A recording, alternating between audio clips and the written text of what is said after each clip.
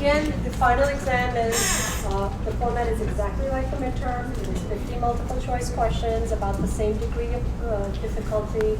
And again, almost the same number of chapters, so I'll be taking 3 or 4 multiple choice questions from each of the chapters.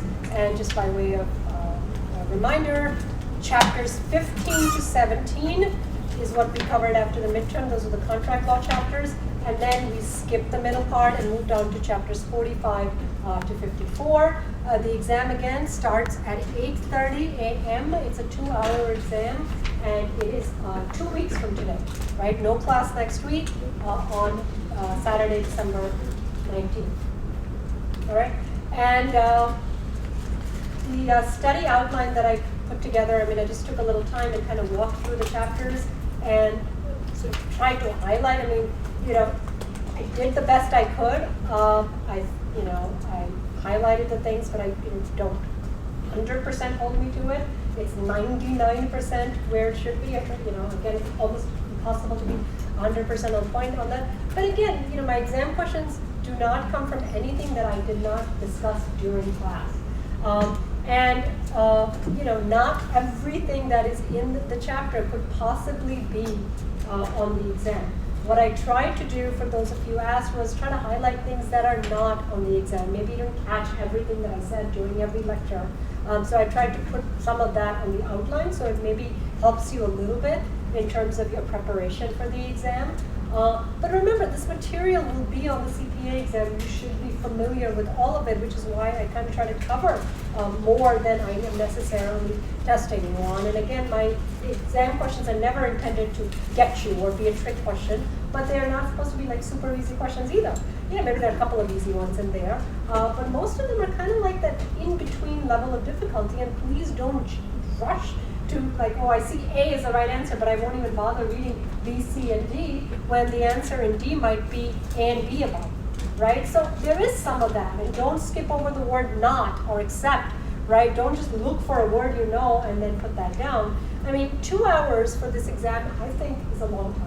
And, so you don't have to take the whole 2 hours. If you want a little bit more time, go ahead and take it. I don't really mind. But please don't try to finish it in 15 minutes because you want to get home.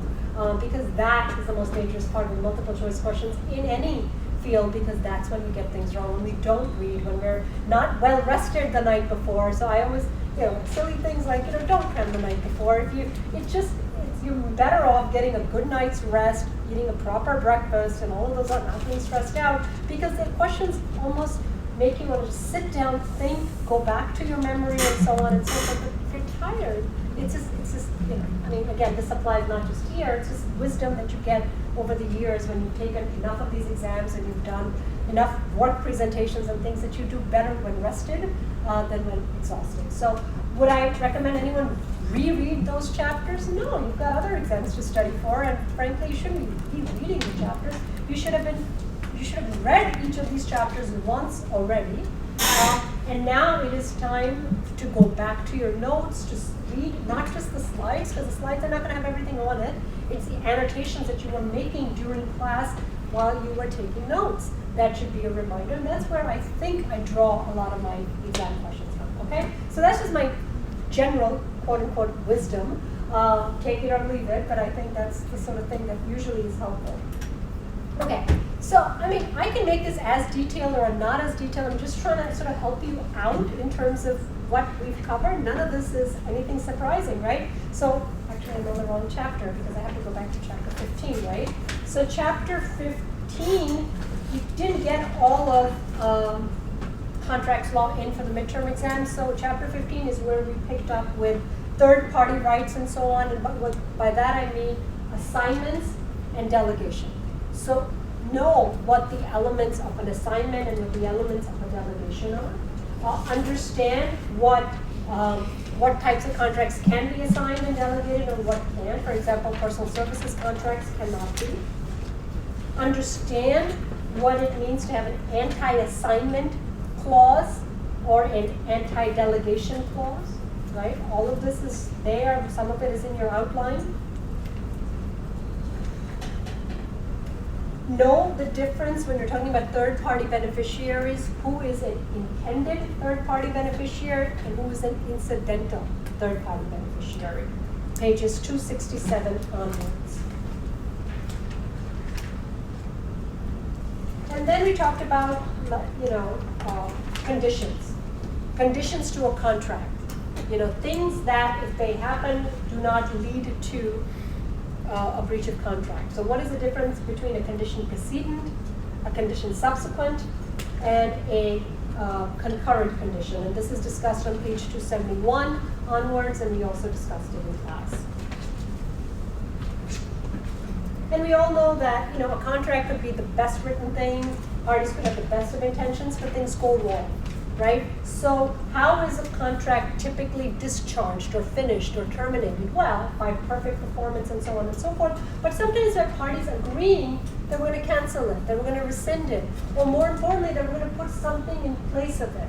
You were going to give me X, Y, and Z for $20,000. I will agree to take ABC for $15,000 because market conditions change or whatever. What is that? That is an accord and satisfaction. An accord or satisfaction is discussed on page 273. And it's just substituting a different understanding of the parties to reach a different agreement because, again, you don't want to go to court. You have to find a way to execute an otherwise unperformable contract. And those are the highlights of chapter 15. Then we move on to chapter 16, breach of contract. Lots and lots of interesting things here because here we're talking about, the type of performance, right? Did the party do a complete performance? Did they substantially perform? Or was the performance inferior? Because that's the difference between material breach and minor breach. And for either of those types of breaches, there are damages. There is such a thing as anticipatory breach or anticipatory repudiation discussed on page 281. And that is when one party knows in advance that the other party is not going to be performing or is unable to perform. Then I want you guys to know, have a basic understanding of the types of damages that are available in the breach of contract case. Monetary damages. They come in different varieties: consequential, compensatory, nominal. I want people to know what liquidated damages are. Page 284. I want people to understand what it means to mitigate damages, which is a duty placed on the non-breaching party to lessen their damages even when one party has breached the contract. What is the role of punitive damages? Are they typical in a contract case? The answer is typically not. Usually it's compensatory damages. What are some of the other ways in which a party can get relief in a contract case? Well, you can also go for equitable damages, right? Remember, equity is what? Fairness. Sometimes your money is not going to do it. And a couple of examples of that, for example, is specific performance. What if the thing is unique? What if that thing is still there and it's unique and I want that thing? The court may give you exactly what was guaranteed under the contract. That is specific performance. Another example might be an injunction. What if someone is violating an employment contract, right? And they're going out and divulging your trade secrets and so on to someone else under the agreement. What do? Well, yeah, you want damages and all that, but you want to get an injunction to stop them from doing what they're doing. And that, I think, is the highlights for chapter 16. And I'll stop. I'm happy to take questions if one of these concepts is puzzling you. Apparently not. All right, so chapter 17 is the chapter on, essentially licensing law, but it has a bunch of different, e-commerce and technological lingo. None of it, I think, is rocket science, because remember we joked about how sort of primitive and basic the terminology is in this chapter. But things like emails and validity of email contracts, for example, is important because, again, a contract is a contract. It doesn't, even if it was subject to the statute of frauds and had to be in writing, an email is a writing. We talked about things like licensing. Well, what is a license? A license is limited use of intellectual property from one party to another. It's a contract. A license is a type of contract where the parties are a licensor and a licensee. Breach of which is just like a breach of any other contract where you can have damages as a result. So if you violate the terms of the license, right, one party can be sued by another party. Talked a little bit about domain names, right? I mean, so important for companies to have trademarks and all of this other intellectual property, but their name has so much value because it's recognition. And not only that, if their name is used by someone else and they use it in a way that cheapens their name, well, that's not a good thing. So you want to make sure that you truly own your name, meaning no one can get an internet address with your company's name on it and do whatever they want. And that's what led to the enactment of the Anti-Cyber Squatting Consumer Protection Act. So again, if you've got a famous name and you don't have any lawful business having it, then you could be in violation of that federal law. And I think those were our highlights from chapter 17. Then we sort of jumped way ahead to chapter 45, environmental law. And we said what's so unique about the environmental law is that it's both federal and state law. That's not unique. I mean, a lot of areas of federal and state law, but what's really unique about this area is that the federal government more or less just sets federal minimum standards. It's the states that can go above and beyond. It's the states that are enforcing. Yeah, so it's a lot of joint cooperation between the federal and state governments. What is the EPA, the Environmental Protection Agency? That's that federal agency that sort of oversees this area. And here, this is just understanding what are the different areas that are regulated. Air pollution, water pollution, what are the kinds of things that are involved, safe drinking water, having, decent air quality and things like that. But what else is regulated? Toxic waste, hazardous waste, even endangered species, and so on and so forth, nuclear waste, chemical substances, on and on and on. What is a Superfund? Know that. What are some of the environmental sort of disasters that have happened in recent years? We talked about those. Understand that. So really, it's that kind of broad understanding that we're looking for in this chapter.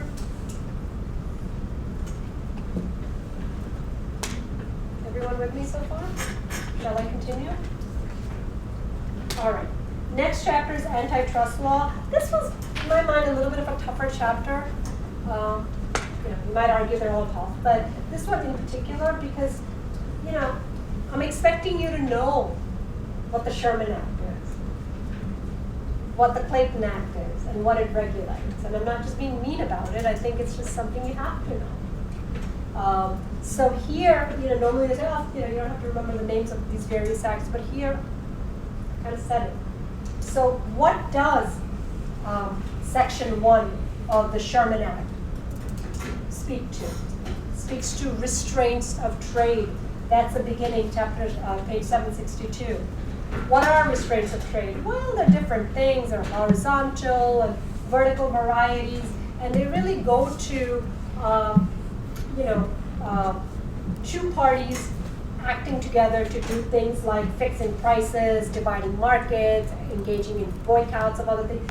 They're interfering with free enterprise and competition. Then we talked about Section 2 of the Sherman Act. Well, what does that regulate? Monopolies. Well, what is a monopoly? Well, there's no bright line rule, but you look to see, well, is a particular company getting too much of a particular market such that they have monopoly power, and more importantly, that they are doing something willful to create a monopoly, because a monopoly basically means that there won't be consumer free choice, right? So that's what we're talking about here. Are there some defenses? Of course, things like natural monopolies and innocent acquisitions on page 77.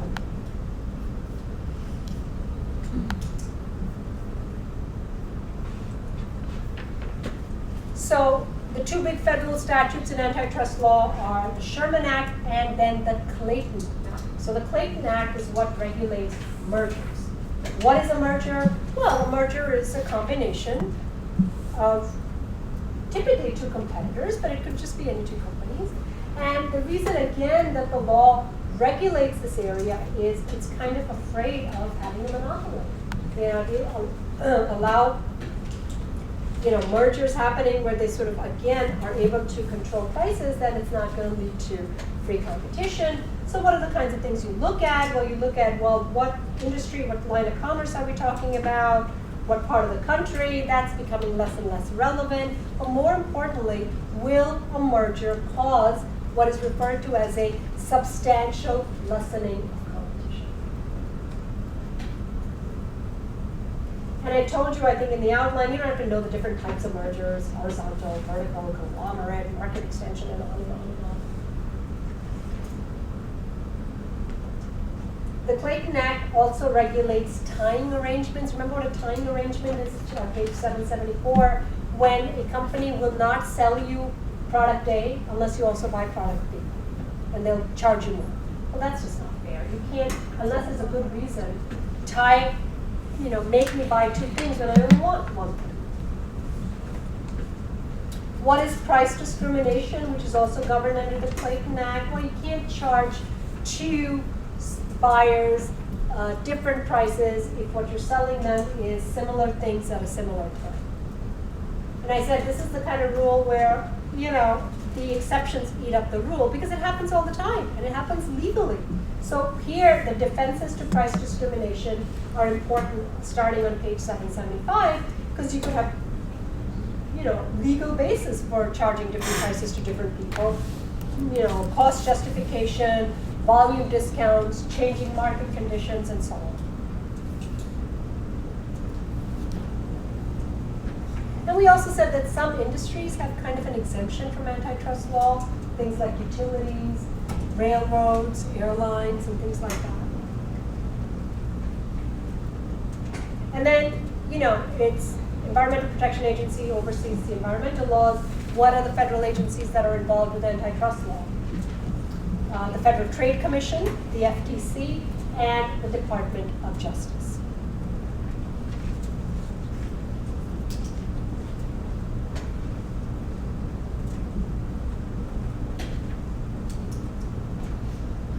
Now we're going to move to property law, chapter 47.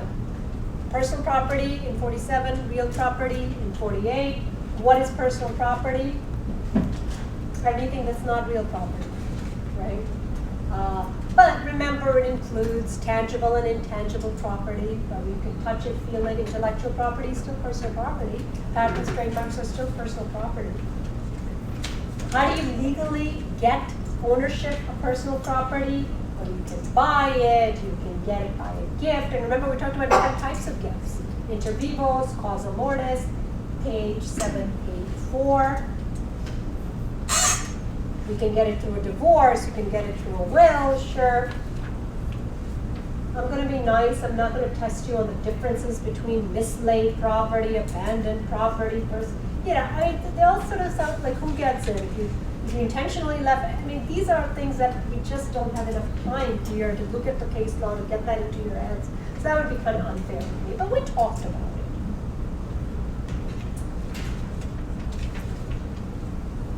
Bailment is kind of important in this chapter, right? Because a bailment is a special kind of an agreement where you're not selling personal property, but what you're doing is transferring possession of personal property for some specific purpose to another party. So please understand what a bailment is, what are the different elements that are discussed on page 789. And then also know the different types of bailment. You know, who are the parties, the bailor and the bailee? Well, what are the different types of bailments? Bailment for the sole benefit of the bailor, bailment for the sole benefit of the bailee, mutual benefit bailments, page 791.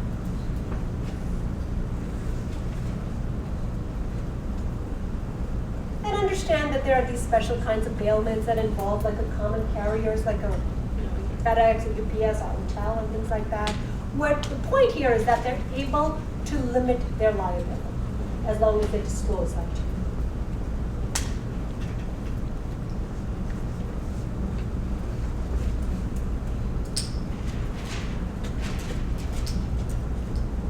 And then real property was another chapter that I think was not difficult in and of itself, but it was difficult because of the terminology. And so we all suffer through it.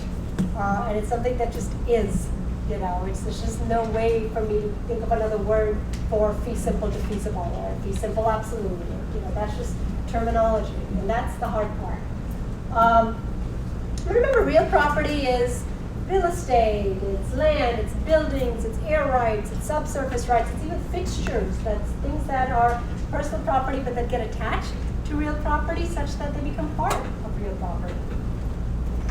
And then comes a torture starting on page 800, the difference between owning a piece of property as fee simple absolute, where it's, you know, no conditions attached, versus fee simple defeasible, page 801, where, you know, it's in the deed that if you don't follow this condition, you could lose your ownership right. And there's also something called a life estate, right? Someone leaving property to someone else, but measured based on a life. You have this property as long as you live. You have this property as long as your child is still alive, or whatever the case may be. And then we talked about, hey, you don't have to own property individually, you could own property together. And there I want you to know the difference between joint tenancy, tenancy in common, tenancy by the entirety, and community property. And this all starts on page 801. And in particular, understanding that joint tenancy has something called the right of survivorship, which means that if A and B own property together as joint tenants and they don't do anything about it, when A passes away, property automatically goes to B. And that's the difference with tenants in common, where if A and B own property together, it's 50-50, meaning they can pass it on to their heirs. And tenants by the entirety is just a way of owning property as married couples. And community property is those states that follow sort of the law with respect to, 50-50. Husband and wife still. Oh, said it wrong. Spouses. I don't care if you know the difference between a condominium and a co-op. It's just another form of an ownership. And then let's talk about how you transfer an interest in real estate. Right? It's far more formal, obviously it's subject to the statute of frauds, right? You gotta have a deed, you have to have sort of legal title, there are different types of deeds, general warranty, disclaimer, not on the exam, the different types of deeds. But what is on the exam is the importance of recording a deed, which is filing it with the county clerk's office, because the point here is that, if you have ownership interest in a piece of property, if you own a mortgage on that property, all of that is recorded, meaning, written down somewhere, open public record. And a lot of times you want to have what's called clean title, and we talk about creditors' rights and so on in business law too, but all that means is that you don't want liens on your property. You often get title insurance to make sure. What is adverse possession? Page 808. Squatters' rights, what are the elements of that? And I don't think I put easements and licenses on the exam, although we did talk about it. But again, there's so much in this chapter that I'm trying to help you a little bit. And then we round up the property chapter. We're talking about landlord and tenant law, right? So what is a lease? What are the different types of leases? Starting on page 816, tenancy for years, periodic tenancy, tenancy at will, holdover, or tenancy at sufferance.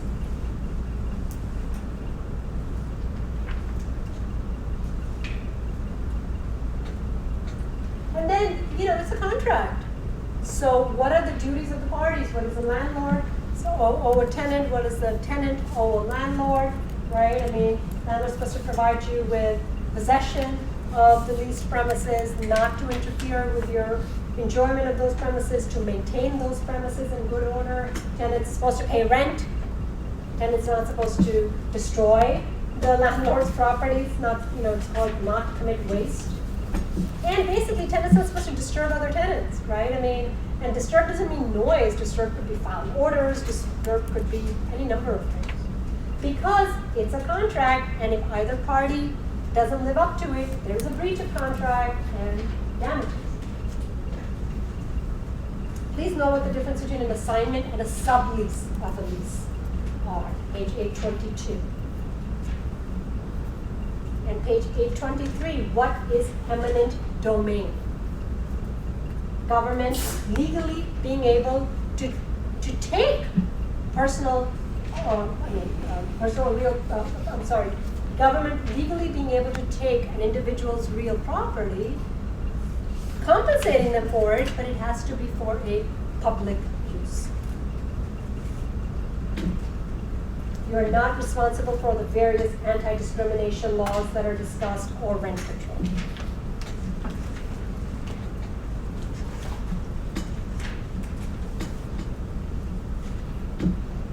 So far, so good? Easy, right? You can have the exam tomorrow. I mean, come on. Insurance. And again, we talked about both personal insurance and business insurance. But more importantly, again, I just keep saying this over and over again, another type of contract, right? I mean, you just cannot get away from contract law. So what is insurance? It's risk shifting from the insured to the insurer, so that, again, know who the parties to the contract are. Insurance policy is basically a contract. The insured is the party that purchases insurance. The insurer is the insurance company. There are some sort of terminology that we discussed, things like what is a deductible? What is co-insurance? I'm not going to make you know the difference between whole versus term life. I mean, it's good common knowledge for people to have. But yeah, we talked about life insurance. We talked about, for example, the suicide clause on page 835. And we just talked about different types of insurance: health, disability, homeowners. We also talked about business insurance, right? Things like malpractice insurance, professional liability insurance, key life insurance, workers' compensation insurance. And please don't memorize all the different terms under auto or car insurance. I mean, it's interesting stuff, but I'm not going to say what's the difference between comprehensive and collision. I mean, so again, big picture.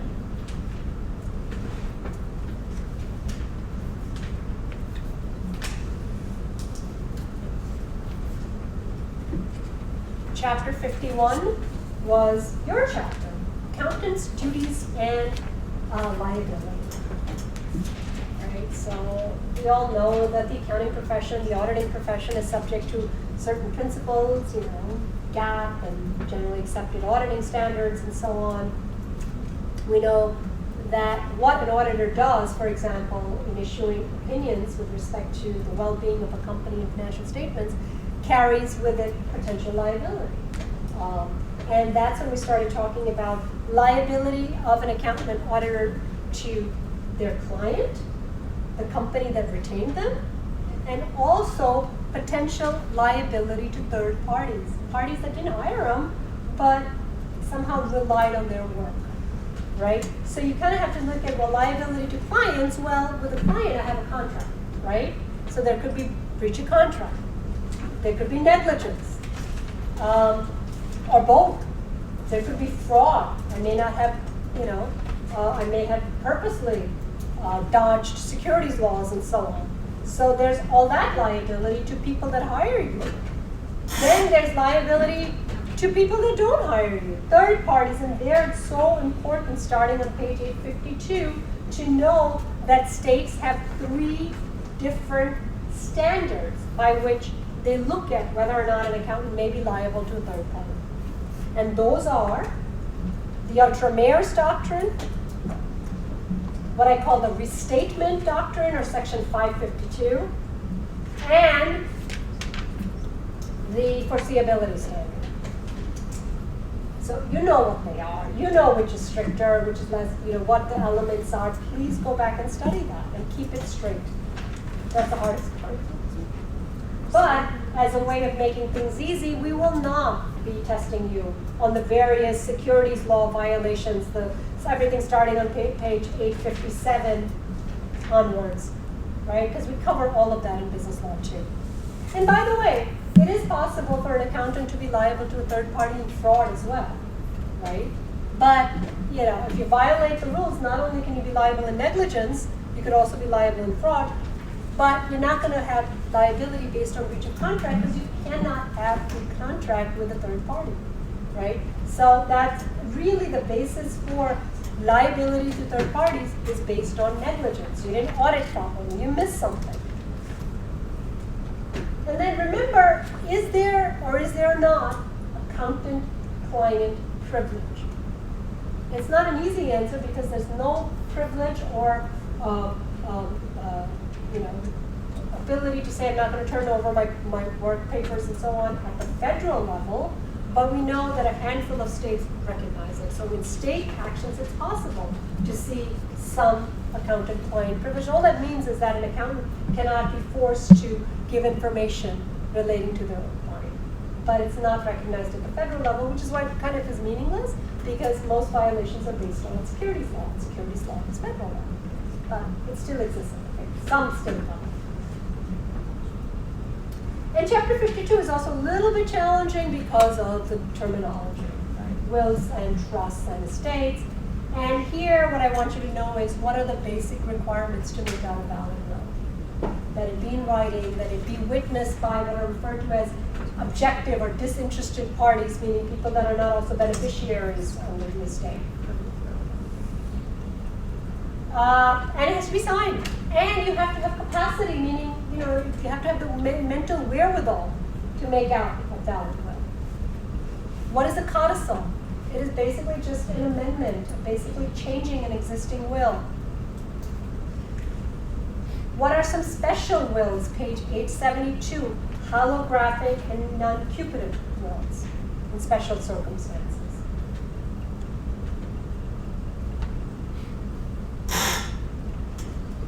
What does the word probate mean?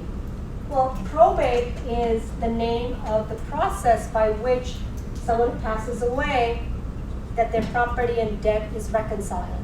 But it's also the name of the court. That limited special jurisdiction court at the state level is called a probate court. And then what are the different types of quote-unquote gifts that are left under a will? So starting on page 872, what is a specific gift? What is a general gift? What is a residuary gift? I will not be testing you on redemption and abatement on pages 874, 875. Can you die without a will? Sure. What happens? Well, now there has, or can you die without a valid will, right? I mean, you think you had a good will, but you actually didn't. Then the intestacy laws, the state law, will determine who actually gets property. And that is based on, relationship, blood relationship to, the closest relative, meaning a child, a spouse, a brother, a sister, a niece, a nephew, and so on. I was very nice. I decided not to put a single question on trusts. But trusts, are more complicated than we had the opportunity to get into, although we had a little bit of a discussion. They can come under a will. They can come outside of a will. There are different types of trusts. There are trusts for minors. There are trusts for, for spendthrift reasons and so on and so forth. But we just decided we weren't going to go there. You make out a will. You have to make sure that hopefully it won't be challenged. And by that I mean that it's possible that what looks like a valid will may be challenged by other people in probate court saying, the deceased was forced into it. The deceased was improperly influenced. It's a matter of proving it, and you see this in cases that we talked about with people with advanced age, people with perhaps, an illness that comes along with age, like dementia or Alzheimer's or things like that. But it doesn't even have to be age-related, right? It could be someone who's vulnerable, someone that cares for them and has more of a confidential relationship with them, somehow maybe have improperly influenced them to change their will, to write them in, to give them something and disinherit their actual family members. And proving undue influence, just like proving that in a contract, could set aside a valid will. Otherwise, valid will. And I said, although it's interesting and I want you people just to know what a living will is and it's not on the exam. Healthcare directives and so on and so forth. But these are current issues that people, just a citizen should be aware of. I don't think I should have to review Chapter 53 and 54. We just did them today. Right? But family law and international law is also on the exam. So 2 weeks from today is the exam, plenty of time to study. I just have a habit when I log into work in the morning or whatever, I always at least once a day check my Rutgers email account just to see if people, as they're studying, they get stumbled on something and want an explanation or whatever, I will respond to you, usually within 24 hours. Okay? All right, good luck on your other finals, and I will see you on the 19th.